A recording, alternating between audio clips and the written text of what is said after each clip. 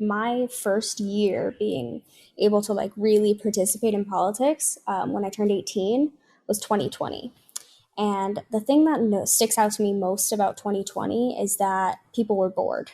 They were in quarantine, they were bored, they were looking into stuff, really like writing the government to do X, Y, and Z for them or for the country.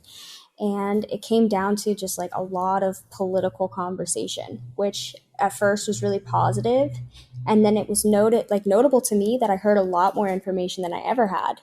And I think since then I've never heard as much information there. So I just kind of got into the habit of fact checking people, because I noticed that like even in like small like on social media platforms there wasn't a lot of like citing your sources. My boyfriend, he is really into politics, and it's just like if I'm having a conversation with him, I want to have all of my facts right, because I think it reflects poorly on me as a person. And it also just like kind of, if we're having a debate about something that we disagree with, like I like to win. So I want to have all my ducks in a row. And I don't know, I do enjoy like reading, like if it's a political discussion about a bill that they're about to pass, I like to read the bill and make sure that I know what's going on, because having all the information is going to sway the way that I would vote. We are pretty like in the middle about most things. Um, just there are some things that he's like farther right and I'm farther left. Like for instance, we don't really agree that much on abortion, which is like a big one, obviously. But it's never a disrespectful debate, even if it's something so emotional as that. My parents are pretty political. I think for a while, like I didn't really have a desire to be interested in politics before COVID. And I think the reason for that is that my parents and I, we have just such differing, like, core beliefs. So anytime a political discussion would happen, I would feel like very out of place in it, because I'd be the only person with whatever opinion based on the issue, and it would always be against them. So I like kind of like avoided it like the plague. Like, I was like, that's exhausting. I don't really want to do that. So honestly, I could be like really good friends with someone who's like completely different from me, but I'm not really talking about it with them. If someone were to tell me I lean this way or I think this, fine.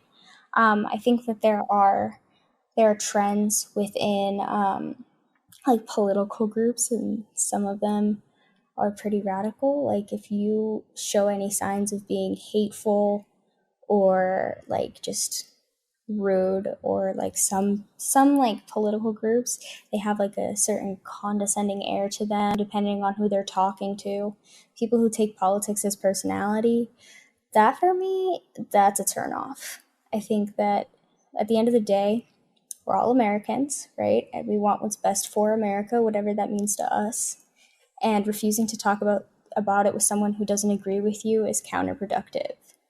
There are tons of people who have completely like left leaning ideologies, and then something happens to them, and then that specific viewpoint will change to a more right leaning based on their experience.